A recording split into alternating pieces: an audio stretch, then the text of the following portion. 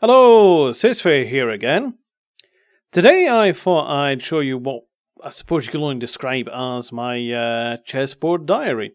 I wasn't really going to show anything to do with the chessboard until it was actually finished, and to be honest, I've been working on this absolutely bloody ages. But now some of the latest snapshots have got a few new features. People have discovered that with Clone Block you can easily move stuff around. So I thought, well, I might as well show this and the history of building my chess set, to be honest. Now, this is how you used to play chess in Minecraft. Just grab that and move it there, move that, move there. And of course you had to remember what these were. I mean, was that the knight? Was that the bishop? Was that the bishop? Was that the knight? Who knows? Is that your king? Maybe. That could be the queen. Absolute pain in the arse, and to be honest, not much fun.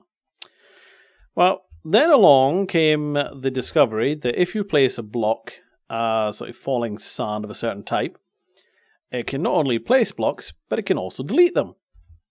So that's where this chess set first started at that point. So here we have all the lovely little chess pieces, so standing around, and you can see they're well, they're not tiny, they're not massive, but I think they're just about the right size to show you what they actually are. I suppose you might get slightly confused between the knight and the bishop if you're not paying attention, but on the whole, fairly easy to see. I've seen some people trying to make chess sets with really huge pieces and probably, as big as that, at least, And it actually becomes quite difficult to try to tell what the hell they actually are. So here we have them all nicely laid out on a nice little chess set. So we've gone for classic wood here, and it's your white pieces and your black pieces. And all rather tasteful. Now, I did have a lovely little system just here, which would actually place all the pieces and remove them, and they all nicely fell down one after the other and appeared and then disappeared. Well, unfortunately, I can't actually demonstrate that anymore. I'll just tell you why. This is how it used to work. Down where this sponge is, and this one there, these were self-bling structure spawners. So these were monster spawners with, nested data? I think it's nested. Recursive, that's the one. Yes, nested recursive data, whichever you want to call it. And they caused, on top of it, to set a mob spawner in a minecart, so a minecart mob spawner. And when they first appeared, they'd cause a whole load of them to appear here, and each one of these would cause a piece to appear or disappear. And then that would spawn lava, destroy this, it would disappear, and another one would appear on top, so waiting, basically. And that was our spawner one, and that was a deleter one. Why can't I demonstrate it, and why are there no spawners? Well, I did attempt to demonstrate this for you, but even though you can see at the moment that 7282 up in the right hand corner is actually if you set it to 8GB RAM in the settings, so basically 8 gigs as far as it's concerned, it used near enough all of that and tried to use 100% of a quad-core i7 that's running at 4.6 GHz. So it was pretty much impossible to demonstrate. So I've had to remove them, as the newer versions of Minecraft clearly don't support recursive as well as they used to. But we'll demonstrate and see what would happen with it. So this would be an assembly that you would require. This one here, 1, 2, 3, 4, 5, 6. You would actually need twice as many of these to do one square, because there are 12 possible types of pieces. So if we just have a look here, there's your rook, your knight, your bishop, queen and king and a pawn. So that's 1, 2, 3, 4, 5, 6. And same again for the other side. And you needed a creation tower and a deleter tower. This then took up massive amounts of space. So let's have a quick look and see just how much space something like this would actually take up. So here we are in the spawn chunks, and that's where you spawn there. It's the old bunch of tripwires trick so that you're immediately teleported away because you don't want to be anywhere near here. Now, even before the last versions, the latest versions of Minecraft, coming here when actually all the spawners existed, you had to turn all your settings down to minimum, and you see I'm getting 120 frames a second, and that's limited to 120, so I could clearly do more. I was getting about 1 frame a second if I was lucky, because you need this many. As you can see, you need a double tower for every one of the 64 squares. That's I think it's 768, something like that. Quick calculation. No, it's if you include every one of these sponge blocks and every one of these spawner minecarts that would have been sitting on top of it, you basically had 3,072 spawners sitting in this area. You can imagine what that done to Minecraft. It was so bad that over here, this was actually outside the loading area, so that was the only one who could do it. You had a switch, and that would activate all the various hopper clocks that would activate these towers. Now, we'll hop down and just mention how these towers actually worked. As they worked on using scoreboard values. Now, that was a little problematic as scoreboard values were hooked to players. So if you had somebody with one scoreboard value and somebody else joined a server with a different one, well, it could all go to hell in a handbasket. So our little hopper clocks down here would be running, and these were just checking that the placing on that particular square was going on, and if they did, it just activated the tower going down, tower going up, and each one of these, as you can see, that one was checking for 7 on A5, you come up here, 9 on A5, and so on, and that would either place or delete the ones in the space. So when that was working, and it did work, even though you couldn't come anywhere near here and had to sort of activate everything manually from a distance, because obviously spawn chunks keep these loaded. That's the only bloody place we could put them. But you need one hell of a control system to activate that as well, so you could also have the moving logic. So let's hop over to there. So this was the original moving logic system. This was one of the layers. It would actually require 9 layers. In fact, right from there, along that entire row to that point there, it was what was required to move one piece to any square, basically. And then those ones along to there, second square, and so on. It's fairly bulky. Then up came the more compact version, which we will just hop over to. And this is a more compact version. So these ones you actually only need, I think it's 1 or 2 layers. And as you can see, just that little section there, that's all the possible moves of one piece. It's not the possible moves to every single space illegally, but it's, say you had a piece that could do every move, so that's every move of the queen and the knight, that would be all the places it could do. So that's one square, so that's like A1, that's A2, A3, A4, to that point, and so on. Quite a compact, one-wide design. Couldn't believe I hadn't spotted it in the first place, but somebody pointed out it's possible, so quite nice. And each one of these is activating, just checking. It's got a score of 6-6, set the target to 6. 5-5, set target to 5, and so on. This, of course, still run into the problem of relying on scoreboard values of specific players, because you couldn't have fake players. The very latest Minecraft, as of I think it's 14W07A, you can actually have fake players, so you can basically have global attributes. So this sort of system may be coming back. But it still relied on the spawners, and the spawners, as we know, atrocious. They don't even work anymore properly. You just cannot load the damn thing. But thankfully, along came the set block and made things a lot easier. So with the set block command, if we just hop down here, you see set block, we can actually set specific blocks anywhere in the world.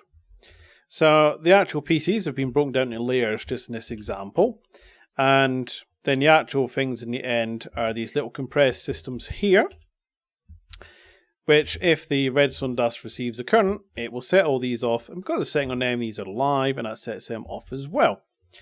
So each one of these little chunks would do a different piece.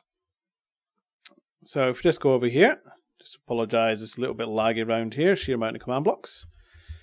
Just look over in the corner and click the lever. There we go. And we have a king. Now also, it means that you can have a delete system, this sort of size, that will actually take out any blocks in the area as well. So you need one deleter and it will remove any piece that's in there. So that's very useful. So I'm just going to hop over to the slightly neater version of this that doesn't have all this junk sitting around, and we'll see the latest progress on all the various logic circuits. So let's have a look at how the latest iteration on this works. Here we've just got a little clock hooked up to a couple of blocks, and these are doing test for a block, and in the case it's doing hardened clay 14, and that was doing hardened clay 5, which I happen to have named pick up and place. So if we just activate this clock over here, their point would be if I place this one here. There we go, it knows that's there. Take that away and it's gone. And if we put that one there, that one over there knows.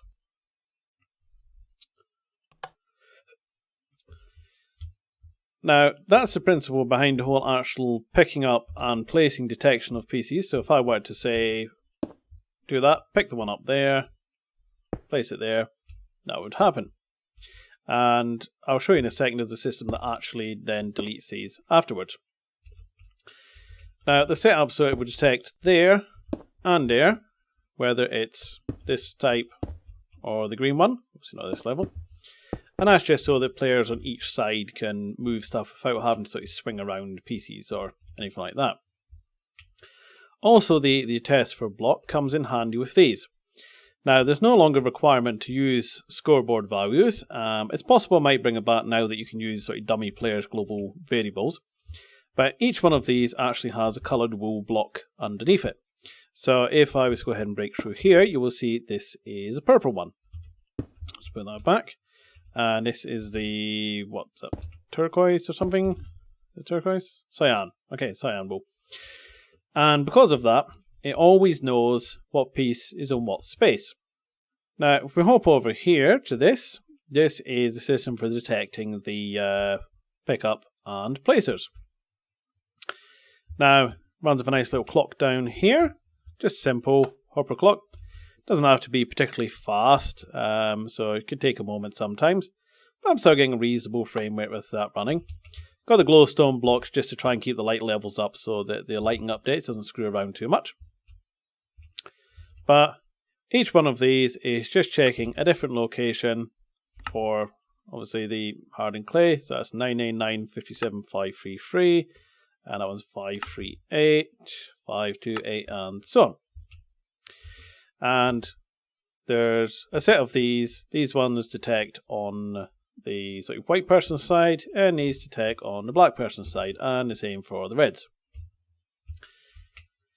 Now, if they do detect that type of block, so a pickup or a placer, they've got this little system running here, with 3 sort of different command blocks doing various things. Won't go into the main detail of it, but basically what that's actually activating is systems like what's over here. Now, there are no command blocks in these at the moment, and there's actually should be twice as many of these. But say over there, one of them detects that a green block has been placed on A1. It will cause a redstone block to appear there. And each one of these, which would be a command block, so there are, say, 4 by 8 by 2, so 64. Obviously, you can't technically move a piece to itself, but it's easier just to do these. Each one of these will cause 64 blocks to appear in different locations, and I'll show you in a moment where they go. And there will be ones of these for the first block, so this one, and there's a whole set of these for this one. Now, say you've placed that, and this has appeared, and then you destroy it again, this will disappear, reverses the system, activating these, and this will delete the 64 blocks that this one's placed. And there'll be, as it says, one of these for every block on the, every square on the board. So let's go look at the final parts that make all the various logic systems work. Right, so these are the final PCs that I need to show you. So each one of these individual towers, so you can see in this case it's only 8 by 8 rather than the double towers required for the spawners. You'll also notice I'm happily flying around and I have a frame rate of 120, so I'm not lagging out at all. Each one of these will place a specific type of piece. So a redstone ore block appears on top of here.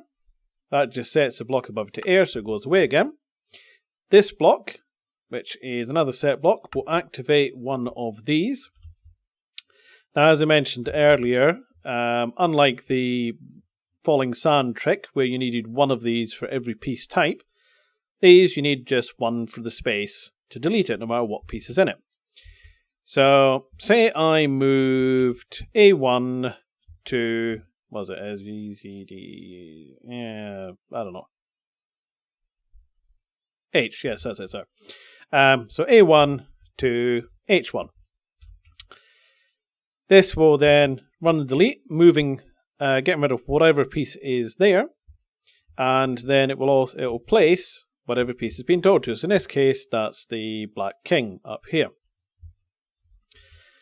Once it's done that, it also runs a delete on the original space. So if we just look at these, a delete gets run there, a delete gets run there, and then a place gets run on that square. Once it's finally done that, this set down here also remove these pick up and place blocks off the board, the entire board, as each one of these targets any possible spaces. And then you're ready to play your next move. Of course, we need logic to actually move the pieces, and that's where this lovely little assembly down here comes from. Now, if we just head down to one, you'll remember I mentioned each one of those placers does 64. Well, if we come along here, this bit that just ends with a hole there, all these ones here, right up to there, so that's nearly 4 complete rows there. And actually you need about 4 levels of these to do the entire board or so. Is it 4? Something like that. Maybe 8, yep. Each one of these enables a piece to move from one square to one specific other square. So the 64 pieces that would get placed, for example, this would become a block of redstone, and all the ones for the A1 square, all 64 of them, will get that.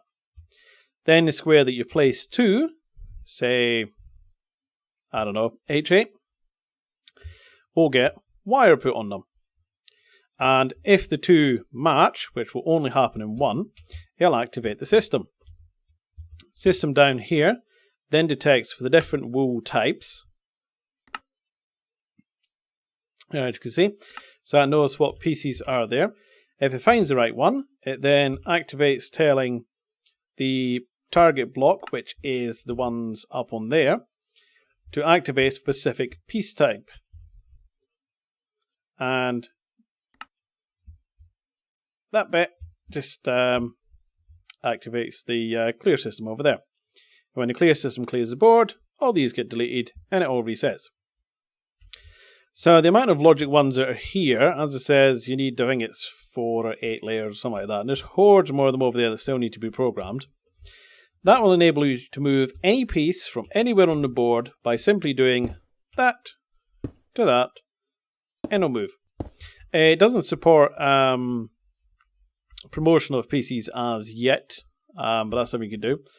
And there would need to be some sort of deleter if you were doing, I forget the name of the thing, but it's the strain en passant or something like that. The move where you pass by a pawn and delete it. But yeah, so that's where it currently stands. As you can now actually obviously have sort of global variables, this might get redesigned again to make it a bit more compact. But as it says, I thought I'd show it as now people are sort of playing around with the clone command and finding it easy to move PCs, but the logic's a little bit more tricky. So I just thought I'd show you the history of it. So I hope that was interesting for you and you're still actually watching. The map will be finished at some point, and then I'll probably put some pretty scenery around it and everything, and release it, I don't know, Planet Minecraft, something like that. But there you go. So, as per usual, thanks for watching, and bye-bye. Now that's obviously no real trouble for just one block, but if you had a whole structure spawner built or something, that's going to cause you massive problems. Well, this particular edit to the filter will fix that as well. So we're going to demonstrate in MC Edit just so you can have a look. So I'll plonk a couple of blocks down. First one, we'll get